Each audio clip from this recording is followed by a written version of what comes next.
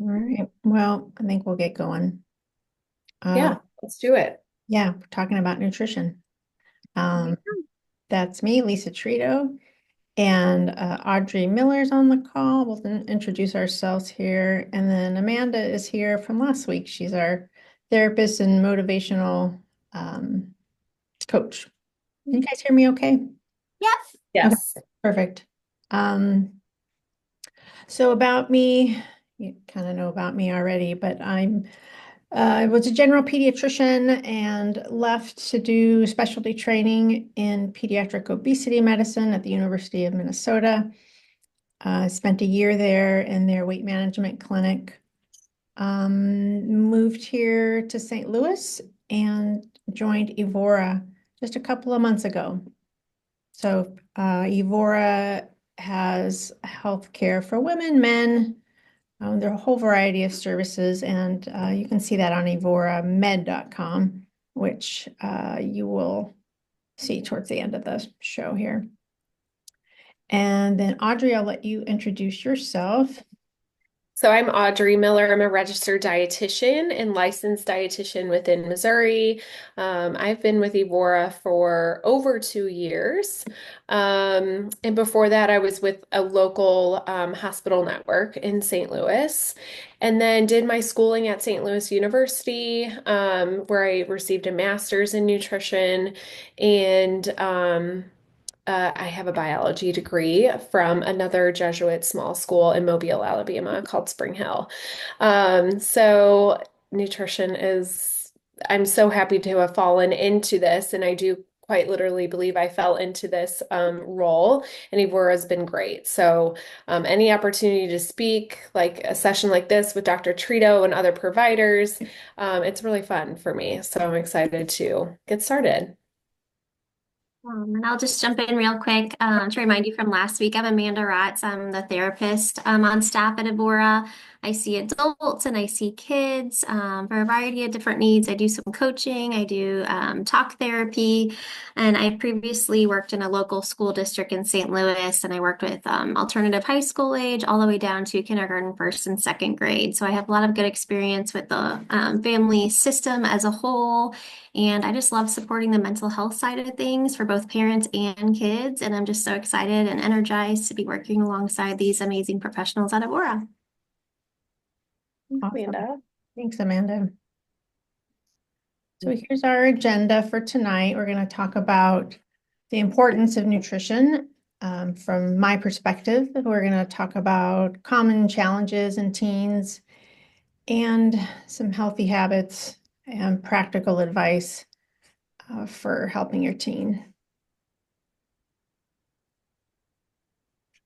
I'm sorry if I pause now and again. I have to let people in if they show up. So anyhow, so we're trying to set our kids up for adulthood, right? They're going to leave the house, maybe go off to college, and we're just trying to set the stage um, with good habits and the knowledge that they need to be healthy. Nutrition is so important in the teen years as they're growing quickly, their hormones are changing, and their nutrition, even affects their brain development, mental health. So all good, important things. There have been studies that show eating a balanced diet, especially with lots of fruits and vegetables, are associated with just general better well-being and better mental health. Um, and then, of course, from my perspective, nutrition is so important for achieving a healthy weight. The protein in particular can be very useful in helping kids control their appetite. It helps us to preserve muscle mass when somebody in there helps us preserve muscle mass when they are losing weight. And we know other things like diets that are high in simple carbohydrates may increase appetite as well. And like I said before, we're really just trying to establish good habits in adulthood. And if anything comes up along the way, feel free to unmute yourself and ask a question. So this is what I commonly see in my patients that we try to address in our visits. Number one is skipping meals. So many of our kids are skipping breakfast for various reasons. They don't have enough time in the morning. They're not hungry in the morning. Um, they just don't see the need. Some patients will even skip lunch, and various reasons for that too. So they'll say they don't like the food at school, or some of my patients have just sort of social anxiety around eating in public, and they don't want to eat even at school. Um, so yeah, so that's one of the major things. And then when we skip meals, we tend to overeat later on. When we are so hungry, our brain doesn't let us make good decisions. We want foods that are very palatable or highly processed. That also many teens are eating a lot of simple carbohydrates, like things containing sugar, white bread, pasta, that sort of thing. Late night snacking is another thing we see. And once they're driving, they can get all the fast food and convenience food that they like. And the teen brain, I mean, really loves highly processed food. I mean, it is like a drug to their brain, and they just don't have, to give them some grace, they don't really have the frontal lobe development that helps them make good decisions sometimes. So I talk to them a lot about two different parts of your brain. Like this part of your brain is like your impulse control and we want things that feel good. And this part of your brain is the one that says, whoa, whoa, whoa, let's think about what we're doing. That's why, teens are just so impulsive. They're just, as we know, their brains are still developing. Their decision making is still developing until they're at least 26 years old. And then finally, the other thing I see is particularly when a child is struggling with weight, but even in other kids too, under fueling around sports. So they might go, again, like I was talking about, they might go all day without breakfast, maybe small lunch, and then go straight off to practice without any food on board. So I'm going to let Audrey talk about her part of the Yes. diet world. I'll just jump right into the nutrients, and a lot of nutrition does go into behavioral as well, and that's where working simultaneously with a pediatrician and someone like Amanda in more therapy sessions is so crucial. But just right off the bat for nutrition, there are some key nutrients for teens, and if you look at 1 through 3, a lot of these things take place as key nutrients also for adults. So teens, of course, are gaining a little bit more independency and kind of leading up to those collegiate years and then providing for themselves. So it's not all that different. And then you have 4 and 5 where we get into calcium, vitamin D, and iron, which are also very crucial. So starting at the top with protein, we get protein from lean meats, of course, fish, eggs, dairy, and then plant proteins. So a lot of your legumes, beans, tofu. More plant-based is encouraged, especially in adulthood, but it's never too early to start the plant-based wave of eating. But we know that in protein supports a lot of muscle growth, which is super important for teens at this age. Satiety is really big, so feeling full and satisfied after you eat, that comes from protein, like Dr. Tritto mentioned, and recovery. So with the growth spurts and the hardness of like an athlete just really putting a lot of force into their sport, recovery is very important too. So I do typically encourage protein at every meal and snack because they need so much of it at this age. And then, of course, we get in carbohydrates, which is just our primary source of energy. It's quick fuel, and especially for teenagers wanting more of those carbohydrates, they are growing at such a rapid rate and expending so much energy. They are more likely to fall to eating more carbohydrates, but choosing the right ones are super important. So whole grains, if you have a choice between picking up multigrain bread over white. You're doing such a great job at doing your due diligence there, and adding more fiber and satiety. Fruit, of course, provides fiber, so you're providing some more satiety there.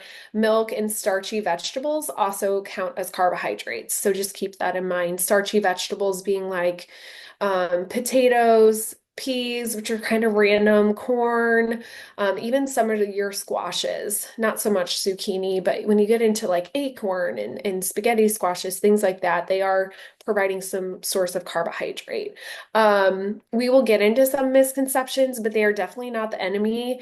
And gosh, we see this in adulthood too, where adults think that carbs are the enemy. And unfortunately, that starts at such a low age. So we will get into, being a role model, but don't let carbs out of sight. These are still very, very important. And then number three, getting into heart healthy fats. So healthy fats being like nuts and seeds, avocados, olive oil. I usually say any sort of like fat or fluid or fat that's fluid at room temperature is a heart healthy fat. So staying away from like butter and coconut oil, even things like that. But fatty fish in this category, some simple advice of just cooking more with olive oil at home, adding nuts to yogurt. Those are some really, really simple tips. Even just having fish twice a week. Fats are very crucial for brain development and hormone regulation. So when I think of fats and I think of teenage years, I especially think of young females in their teens, more specifically high endurance athletes, where you get into things like track. And there's something called like the female triad, where these females actually lose their menses or they lose their period. There are techniques from like a dietitian standpoint where we have them increase their heart healthy fats because, like I said, hormone regulation, this is where it all comes from. So 1 through 3 are what we consider macronutrients. So as familiar with adults, those are important as well. And then number 4, calcium and vitamin D. So when they're hitting their peak bone mass, essentially, it comes a little bit later, but it really is, I think, what the growth plate is hitting kind of its peak at this point. Correct me if I'm wrong, Dr. Tritto, but the dairy products are super important. And more so, I have to preface cow's milk over choosing a plant-based milk.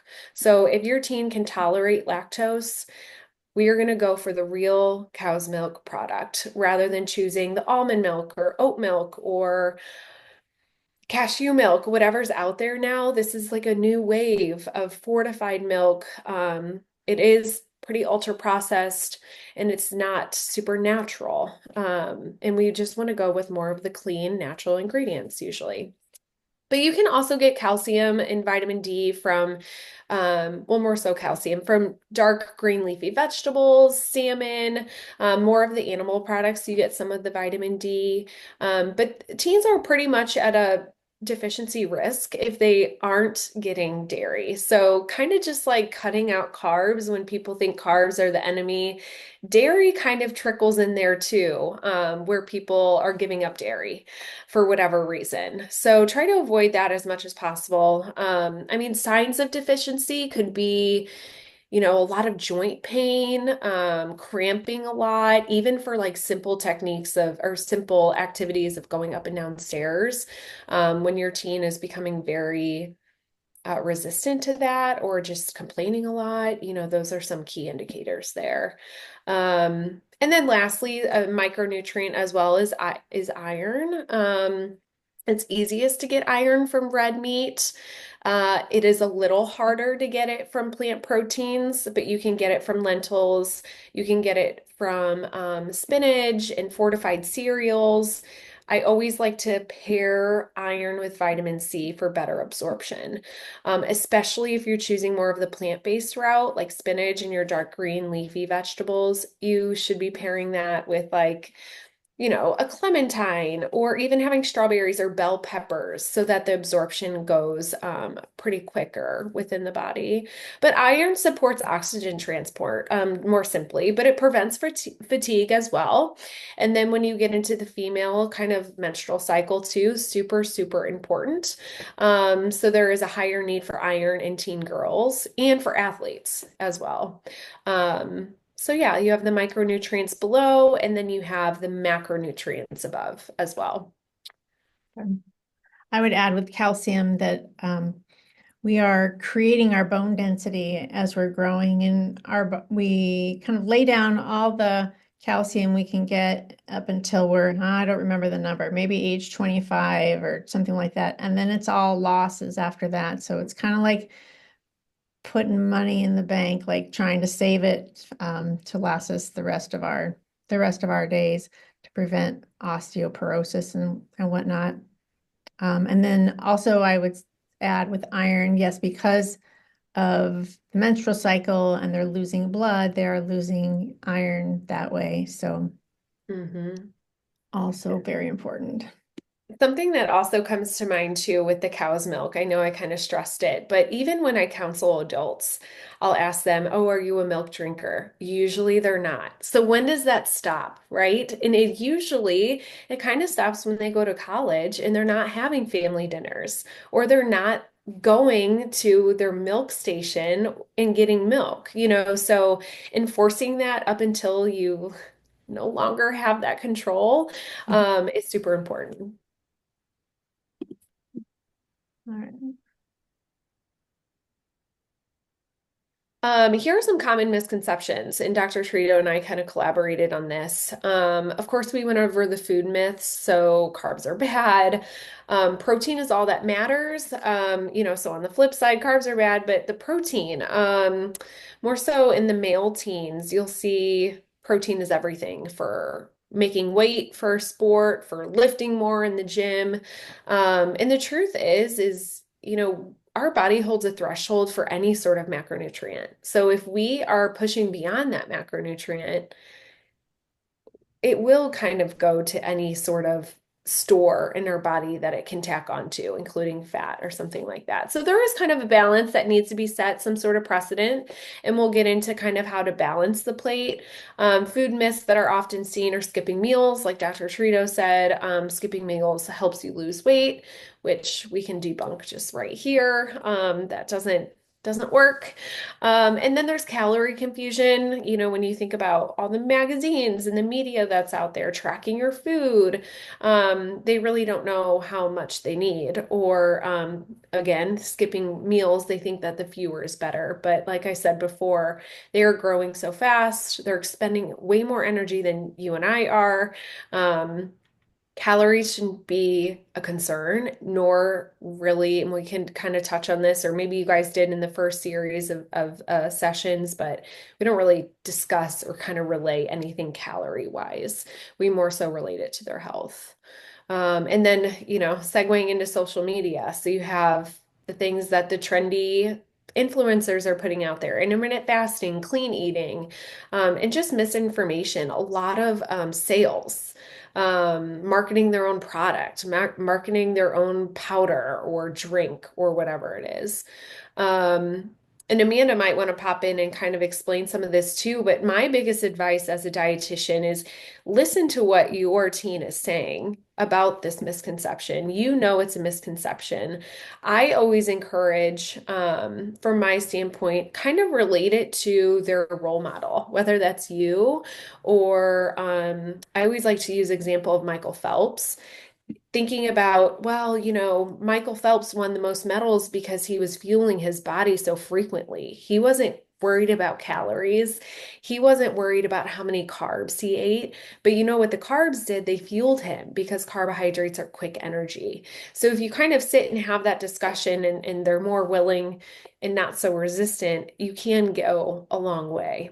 I don't know if Amanda, you have any thoughts Yeah. on the matter. Yeah, no, I think this is, I mean, all the information you guys have shared as a parent, I'm like, wow, this is so informative, educational, and helpful. But yeah, coming back to, those safe spaces we talked about last week, just creating times where, you are their role model and you are their educator outside of their doctors and their specialists like Audrey in nutrition, but that you know their bodies best and you're working with them to put the food on the table that nourishes them best because, and we all know they're getting so much feedback from the outside world, whether it's social media, at school, and just like Audrey said, there are so many people pushing different ideas that might work for their body or their, business, but we really have to kind of protect what information they're hearing and then what they're kind of buying when they're out and just making sure we're able to be the best leader to them while they're under our roof, I would say, because there's so much information out there for them to process and have to manage when they're exposed to all things social media. Yes. Um, and one thing I like to promote too is encouraging media literacy. So know what they're looking at if you can, and have them kind of question the sources, just like you do when you look up your research and you Google. Filter out some of the misinformation and find kind of the science backing if you can, and get away from the traditional influencer type, because a lot of the times they're promoting unrealistic behaviors. I am by no means an influencer, but I do have a fun nutrition account called Grocery G's. So just grocery and then the letter G and S. And I feel like I promote some not heart healthy, but I do promote heart healthy, but just overall health and wellness for nutrition. Another um, another handle that I like to follow is called Kids Eat in Color. And One. it provide Kids Eat in Color. I don't know Yeah, if you're good one. familiar with I've that. seen it. It's a really good one too. Oh, good. Yes. I believe she's a dietitian and she promotes healthy conversations around the dinner table, for each age. If someone's not eating bell peppers, and how to break it down at each age on, it gets down to the toddler and you keep serving the bell peppers, but then it gets to the teen, and the teen, you're having more of that deeper discussion because, they're super developed to have that. So those are two accounts that I recommend. I don't know if anyone else has any recommendations out there. Mm.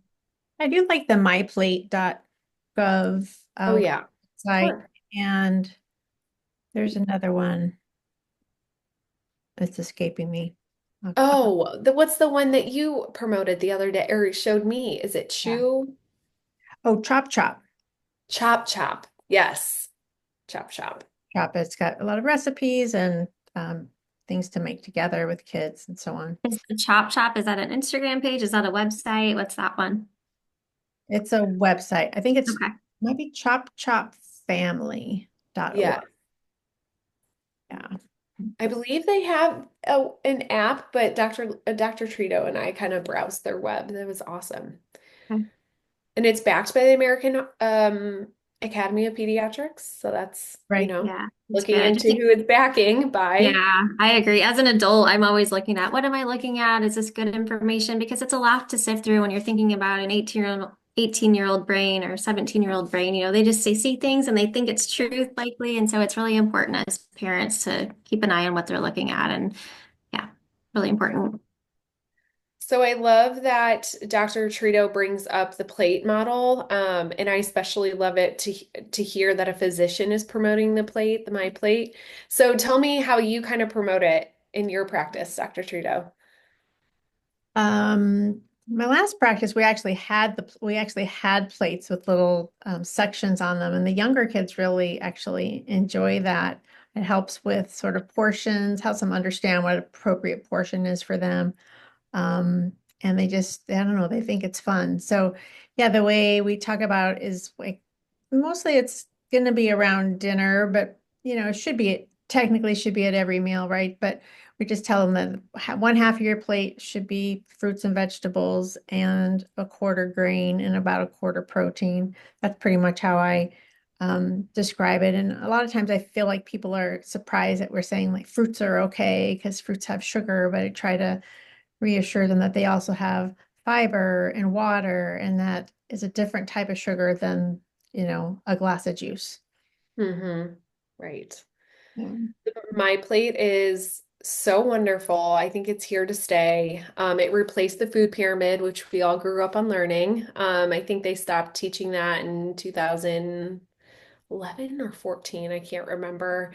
But the application to the My Plate's beautiful. So it shows you every food group that you need for balance, and then it shows you portion size. So why would we go to anything else but the plate? Yeah, it's wonderful. Like Dr. Tritto said, preferably at every meal, but small stepping stones in all of our sessions. We totally know that any teen that walks out of our session isn't going to get this plate done that night, but the next time we see them, can they make their vegetable servings a little bit better? So that's kind of the small stepping stones that take place. Um, but, segueing into being a role model, balanced meals, balanced snacks, especially at home. So, with your teen out and about and having a busy lifestyle, this is something that you can control.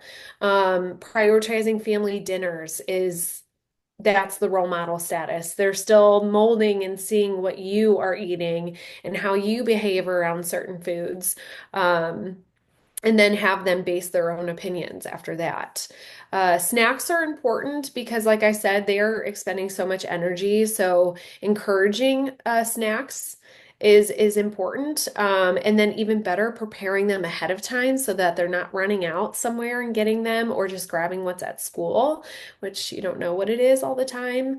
And I'm going to go back to that nutrient page. You have to pair snacks with a certain food group. So I always encourage a protein, and then whether that be like the whole grain crackers and the cheese, as kind of listed below, or the yogurt and berries. You can find a high protein yogurt and then add the carbs. So again, two food groups is better to promote them feeling full and satisfied for a snack rather than just grabbing a chip of Lay's or a bag of Lay's or something like that, where the carbs are just quick energy. They're going to go in and out of their fuel source pretty fast that way.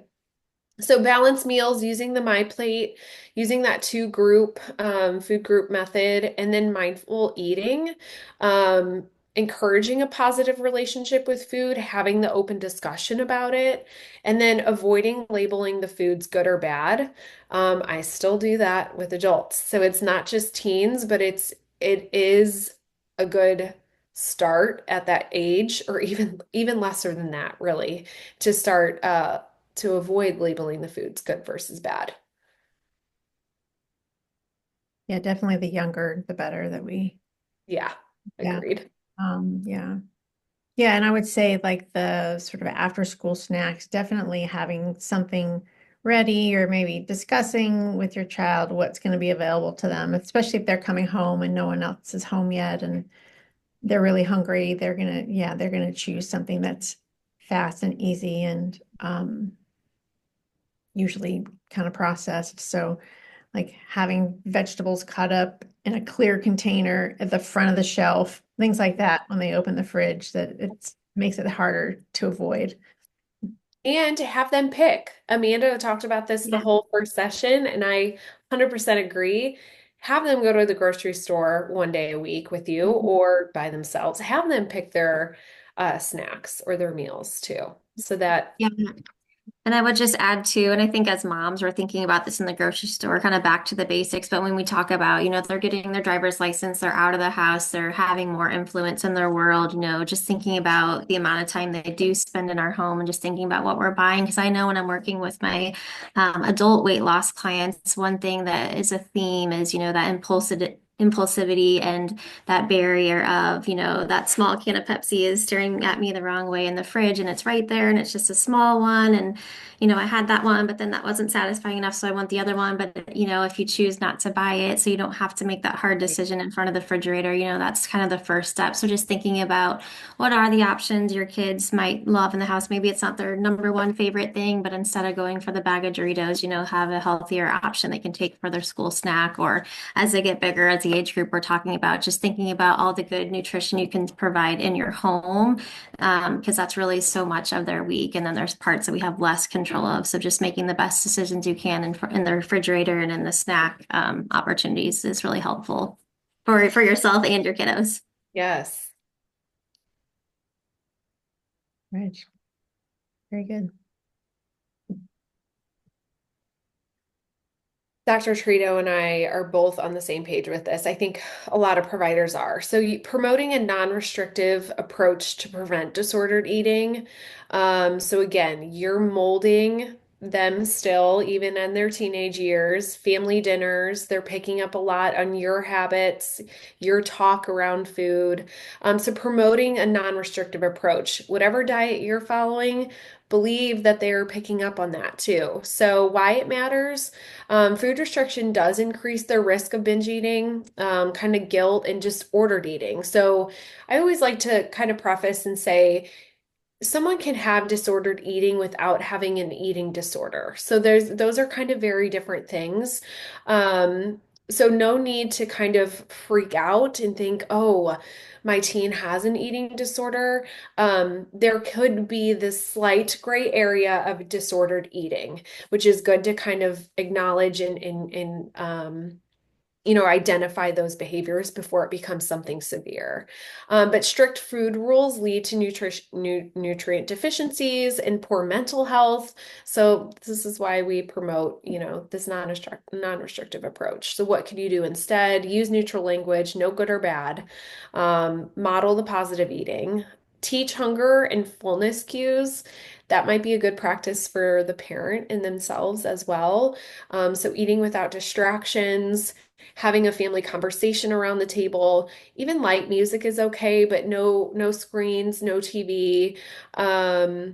In really listening to your cues in terms of, oh, did you have a big breath after that last bite? Sometimes that's kind of a model of you slowing down. Usually when you have crunchier foods to kind of chomp through, it produces more of that fullness cue as well. And then hunger on the opposite side, honoring that. If someone is hungry and they have the cues coming from the stomach or just kind of feeling that low blood pressure, honoring the hunger cues or encouraging your teen to honor that by having a snack with them.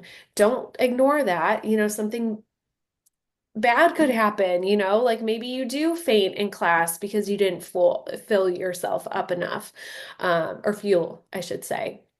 So those are very, very important techniques that, gosh, could be a whole other discussion, but allow foods in moderation. So you'll find, I feel like in all of our approaches, we add a lot more things to the table than we do taking away. I always like to say, I want to find your non-negotiable and how can we make it fit within what you're doing already, but in balance and moderation. And that should be the focus with them too. Actually, Amanda kind of put this really nicely, and I copied what she said in the last session. But what can parents do? Examine your own thoughts. I don't know, Amanda, if you remember some of this, but examine your own thoughts around food. Notice your own language when talking about food choices, and explore your own biases about diet culture. So I kind of tweaked that, but it's still relevant to this slide. Absolutely. I would also add just not projecting any past experiences you've had negatively with food or anything you're feeling about your body onto your child, because I think that can actually be pretty common. But I would say the parent isn't always aware that they're doing it because we're human and we're still learning. And Dr. Trito, I'd be interested to see, because this was kind of like more on the nutrition side, but what do you see on your end working with either the child or the parent on more of like the physician side? Yeah, I think that we do still also focus more on adding nutritious foods as opposed to sort of making less nutritious food the villains.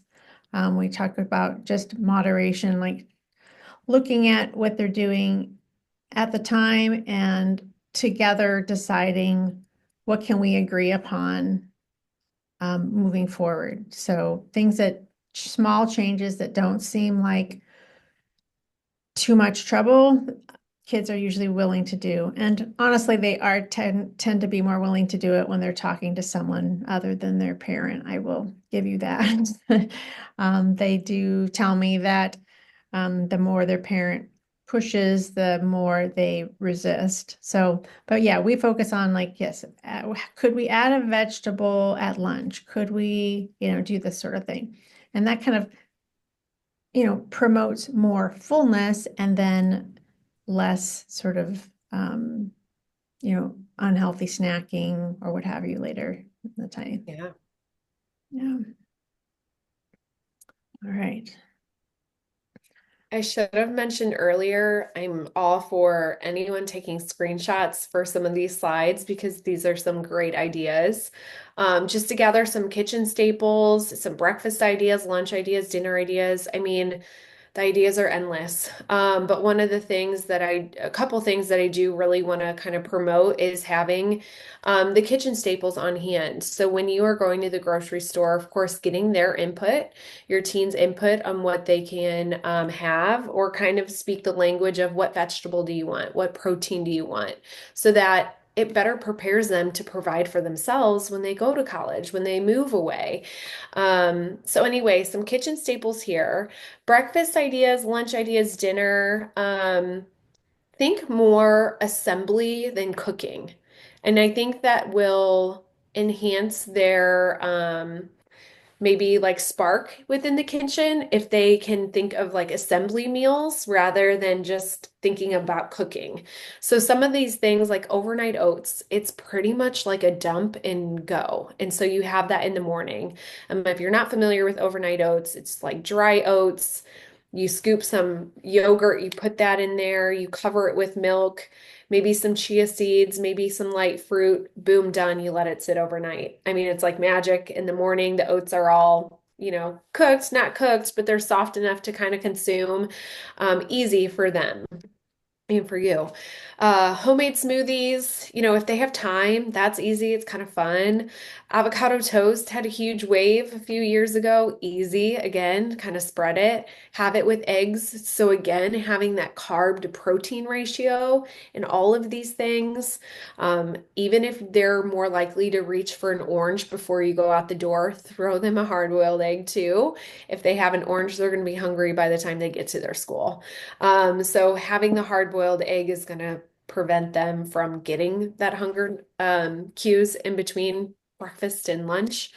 Lunch ideas, kind of that assembly. So if you guys prepare a little bit in advance, hopefully these lunch items can just be ready to go by the morning. But DIY wraps, all you need is a lean piece of protein, some veggies, some hummus. At that point, high protein meal right there. And then they can add a little carb on the side, preferably fruit, or if they want the baked lays, right? Like these are things that can still fit where all foods fit, but within moderation. A turkey bowl, I've seen like a Big Mac bowl. So bowls are really great. Something like a taco salad where you're using more lean meat instead of the beef, ground turkey, ground chicken. And then they can kind of dress it how they please, but of course promoting more of the vegetables and things like that. But that's fun. That's fun for a teenager to have a burger bowl, and rather than choosing going out to eat and having a burger. Um, One thing I do have to say too is if you're doing a burger bowl, don't forget the carb. So usually that can be like a vegetable heavy and a protein heavy, but you have to encourage them. We need something from each side of the plate if we can. So carbohydrate would be super important there. Um, in more of like a one-on-one session, we get a little deeper into this too, about how to balance and really getting into that strategy. But dinner ideas, again, promoting a family dinner. Air fryers are easy. A burrito bowl is easy. Again, thinking the assembly, if you want them to help you in the kitchen, think about the ease of prepping for you too. Trying new recipes. So it's still the age where trying new things is highly encouraged. When you of course, talk about the toddler ages. Repetition is everything, and the more chances that you can expose them to food, the better. But now we're probably getting to once a week trying something new. But it's always good, no matter how old we are. It's always good to try something new, really. So a good slide to screenshot. But again, there's way more that could go into this slide for meal planning.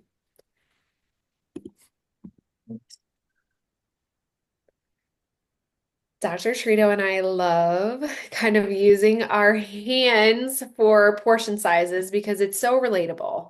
Um, one serving of protein, you may have heard if you've had any sort of like counseling, used to be like a deck of cards, we used to say.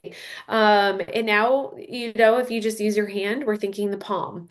That's usually 3 to 4 ounces in that stance, but you don't even have to get into the numbers with the teens. You could just promote it like this, which is wonderful. A whole fist is the size of a cup typically, so a serving of vegetables. Um, a serving of carbs is a little lesser than that. So we just say like the bottom of your palm, scooped. And then a serving of fats, 1 tablespoon at each meal is what they can come down to. And this is where, gosh, fats can add up really quickly, unfortunately, because it's usually the yummy stuff. But like even an avocado, we don't want someone to consume a whole avocado. We're talking like a fourth of it, depending on its size. 1 tablespoon of dressing for your salad or sauces on the side. What else could fall into that category? If you were roasting your own vegetables for your own meal, limiting it to 1 tablespoon of olive oil. Obviously, that goes a long way, so I don't know if you would use that full amount. But those are some examples. What do you think, Dr. Trito? Yeah, I think it's a better way to approach eating as opposed to counting calories. So we can sort of make sure we're getting the right number of servings of each food group. And yeah, and it's kind of nice because the portion sizes, well, they grow with you, right? As we can use these in younger kids too. So their palms are smaller, therefore their, portions are smaller. So yeah, it's something that's just kind of um, quick and easy and sustainable, something you can follow, for a long time. Yep. All right. I also feel like this slide could be a whole presentation. We could talk about beverages forever. And Dr. Trito and I really collaborated because there was a great infograph that showed us, things to choose, things to avoid, and things to limit. Well, between us as providers, we took away the limiting because it was just not always recommended to have whatever they were promoting. But otherwise, here are some good tips again to kind of screenshot. This kind of grows with an age too. So we have the 5 to 8, 9 to 13, 14 to 18 range. The best plain water. If gosh, we're in the wave of like Stanleys, right? I mean, I spoke to a high school boy wrestling team and I was like, okay, boys, so all the girls have Stanleys. You have to figure out what yours is going to be so that you're making sure you're staying hydrated throughout the day. I don't ever remember carrying around a water bottle. So anyways, the best thing to do is just have the plain drinking water. And then of course, milk, like I kind of promoted earlier, get it in while you can for the protein, for the calcium, the vitamin D, get it in while you can before they fly the coop. Um, well, let's talk a little bit more about like what to avoid because this is a little wild right now for this age group. Beverages with caffeine and other stimulants. So I put the infamous pink drink there. I also don't ever remember going to Starbucks as a teenager, but there are coffee shops now in high schools. Starbucks are flooded with teenagers. So to put it all into perspective for you, added sugar is the huge thing that we need to really crack down on. Also caffeine, but added sugar is a culprit for a lot of things. It can make teens moody. They can lose a lot of energy because they have a spike in energy, but then they drop it pretty quickly, as what happens with any time that you have high blood sugar, it can really drop. And this is what happens sometimes before they get to lunch, right? If they're starting with some of these drinks. So I put the Grande pink drink here. I looked up the nutrition. It contains 25 grams of added sugar and 45 to 55 milligrams of caffeine. So to put it into perspective, a typical cup of coffee contains about 95 grams of caffeine. Caffeine for teens, per the American Academy of Pediatrics, suggests limiting caffeine to 100 milligrams a day. And correct me if I'm wrong, Dr. Tritto, in my research, but like really there shouldn't be any sort of recommendation for this age group. Right. Yeah, it's a little controversial. There's Yeah, no research to say that there's a safe amount, but then they say, but if you're over 12, limit it to this. I right. think 100 is a little too generous for sure. I Like agree. maybe, one cup of coffee type of Yes. serving, yeah. And definitely to avoid the energy drinks that have an excessive amount of caffeine. Yes. Like the Celsius or gosh, all the things that look like cartoons, right? They're being promoted to that generation or that age group. So also to kind of note for adults, I limit added sugars to 20 grams a day. And for teens, I mean, cut that in half even, like 10 grams of added sugar a day. And when you think about a grande, which is that medium size, right, of the pink drink, 25. So consider a teen doubling what their added sugar is that they actually need. And that's just in a drink form, their energy drink or the coffee or something like that. Added sugar can really sneak into like breakfast bars or sometimes salad dressings or anything packaged. And I can kind of show you in the next slide how we identify that. But yeah, we look at the added sugars in the nutrition label. And gosh, soda too falls into that category when you get into just like a regular can of Coca-Cola or something like that.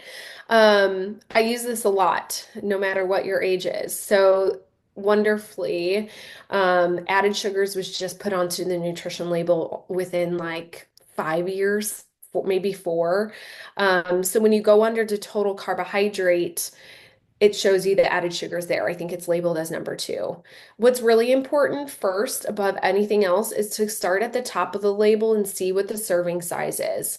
So let's say that this is a 8-ounce can of Coke. So that would be like mini cans, I guess. That would be 25 grams of added sugar. Let's say you had two of them, then obviously you double that. That would be 16 ounces. You have to double that. So you do have to do some simple math. But again, putting it into perspective, if I'm limiting an adult for 20 grams of added sugar a day, there's no way teens should be getting there. And another method I use is the daily value on the right-hand side. Where there's a 5-20 rule. So 5 meaning low, 20% meaning high. When you get into something like added sugars, which we know we want to limit a little bit, 20% is high, right? So when you look at this, 46%, oof, too high. And then down below, though, just to kind of generally talk some nutrition, when you get into the vitamins below, calcium, iron, potassium, if those have 20%, that would be great, because those are more of your beneficial micronutrients. So simple numbers to kind of look at on the nutrition label. Notice how I like breeze over calories. I don't.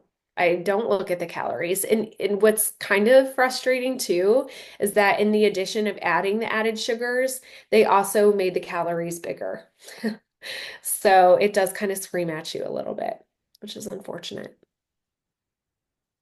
Yeah, when I'm trying to choose between two products, I'm always holding the labels. I'm like, okay, well, this one has a lot of added sugar, so I'm gonna go with this one. And just that's kind of how I use it. And again, yeah, I also rarely look at the calories. Yes, All good right, practice. all right. Well, for the sake of time, you want to talk about this real quick and then we'll. Yeah, I'll just breeze over. I know we talked about the My Plate. The My Plate does kind of change when you get into athlete nutrition. So this is what a moderate training plate looks like. You'll notice some discrepancies in the portion sizes. So carbohydrates increase a little bit, vegetables decrease. So there are different My Plates for adults going through diabetes to athletes. So again, the My Plate's so great. We can kind of modify it towards that person. All right. All right. I think that would be a wrap about our team, which we've talked about before. Myself, we have Amanda, our a therapist and motivational coach, Audrey, our dietitian here, and Joni, our personal trainer we have a small gym here in the office and she works with folks right there. And now we are happy to answer any questions you have, comments you have. Am I still the only participant? No, there's another. Great. I do have two quick questions, and my teen is actually probably an anomaly in the fact that she, loves to go to the grocery store. She can make a list and meal prep and all that stuff better than I can actually. But we have had a little bit of a debate about like full fat milk um, versus skim. And I noticed her wanting to buy like fat-free Fage yogurt versus like a 2 or a 5%. Same thing with like a cottage cheese. And, she has explained that she does have a little bit of an issue with satiety. She's like, I'm just never full. Um, and we've talked about some of the behavior modifications and such, but what is the stance on full fat versus fat free? I'll tell you my stance and then Yes. Audrey, you can tell us yours. I I think that having the fat in there is more satisfying and helps keep your blood sugar more stable. Um, so I don't discourage it. I mean, it often is saturated fat, so there's a balance there, but usually, maybe something in between, like 2% at least. I do think it's better than fat-free. That's sort of what I tend to counsel. But Audrey, I know. Yes. No, I agree. Something that comes to mind that I would really have to look up is when do we stop doing whole milk for children? Because that's like a huge milestone for kids. But otherwise, I totally agree with the fat-free. Interestingly, if something is labeled fat-free, they're stripping the flavor from that product, and usually what they replace it with is added sugar. So that might be kind of an education point in the grocery aisle. Pick up the fat-free version, pick up the regular version, and see what the added sugar is. But fat also is something that provides the highest amount of calories per gram of that macronutrient. And so if you are cutting out fat, you aren't going to get super satisfied. You aren't going to get full. So 100% stay clear of fat-free. I'd rather someone do the regular version than fat-free. But yes, there is kind of that question or debate about when we stop whole milk, but I like 2% or that halfway point. Um, What a Um, strength. What a strength, Stacy, that she wants to get out in the grocery store and get her hands on the food. That's such a great strength, especially at her age. That's awesome. Good work, Mama. well, she actually wants to study food science and nutritional products in college. So, I mean, this is her That's craft. And awesome. um, that's Very great. good. the other thing we've struggled with are some of these. You mentioned the caffeine drinks, but the electrolyte drinks or even the electrolyte tabs. And I'm like, that has so much salt. And she's like, and she is an athlete, but she's like, Mm. I need the salt. And I'm like, it just, we don't add any salt to our food. She does a little bit in cooking a whole meal, but we don't ever put salt on like at the table. But Good. I am, this element that, or I think Yeah. is what um, I can't stand it.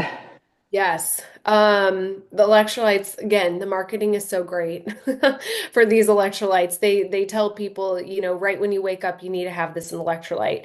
Instead, I educate on certain times. So depending on her athletic activity, there is an appropriate time to have an electrolyte, like including if they have extreme sweat losses, if it's super hot outside. Illness sometimes could be a good time for electrolytes. If you're feeling dehydrated, you're not drinking enough, again, not urinating enough.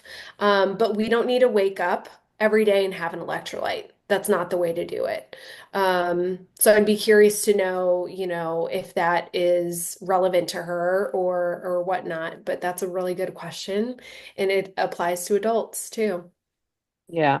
Well, you know, I would say, uh, I guess her justification for this element that she has brought um, is, Mom, I make 1 cup, 1 glass of it, and I drink it over 2 to 3 days. You see it sitting here in the refrigerator. Mm.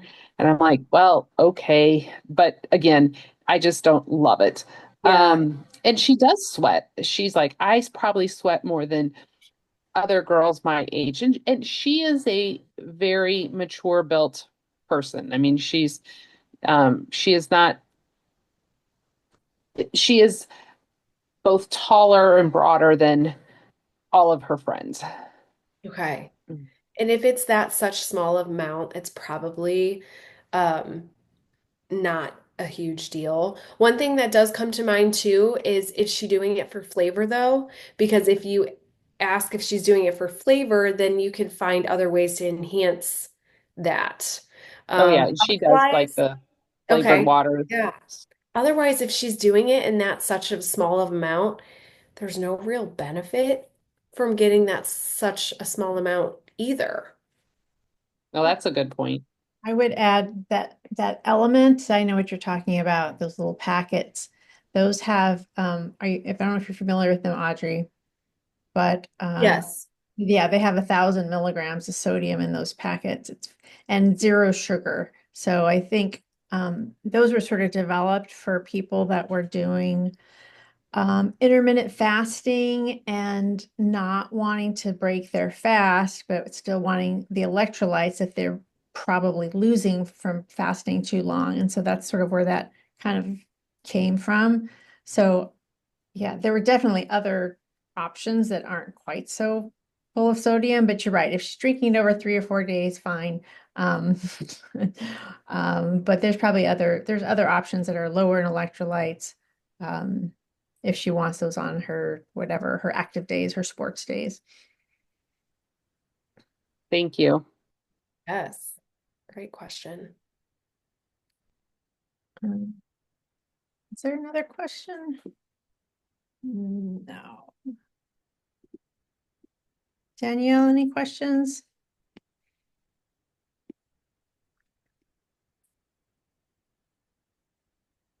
I don't know how to unmute myself. I had to jump on my work on my phone. No, I don't think I have any. I did take some screenshots. I know somebody reached out to me this week to talk. I have not had a chance to call back. Um, I will, I'm very interested in bringing my daughter to St. Louis. I've talked to her and she's very interested in stepping into this journey and going there and making the drive and doing what we need to do to get help. So I'm going to reach out tomorrow. I have a break tomorrow, like a 2 hour break. So I'll be reaching out tomorrow. That's awesome. That's great. Beautiful. All right. Well, this was great. I'm glad that we're able to keep it intimate and be able to answer your questions, and apologize that we're going over a few minutes here. Any last comments, Audrey, Amanda? I thought this this was so helpful for me with little kids growing up. All this specifics on nutrition is so helpful. So thank you guys so much for the great information. Thanks. Well, thank you for joining. Your info is great too. Working as a team is like what we all love to do and collaborate. So this is like very much our jam, and we love to do it exactly like this with our, well, not exactly like this with our clients, but we love to have that approach as a whole team. So yeah, this was wonderful. Thank you. Perfect. All right. Thank you all. Good evening. Next week, we do not have a talk. We are having our 5-year anniversary party here at Evora. So we will be back in 2 weeks with the next topic, which is about causes of extra weight gain and health consequences of such. All right. Okay, everyone, have a good night.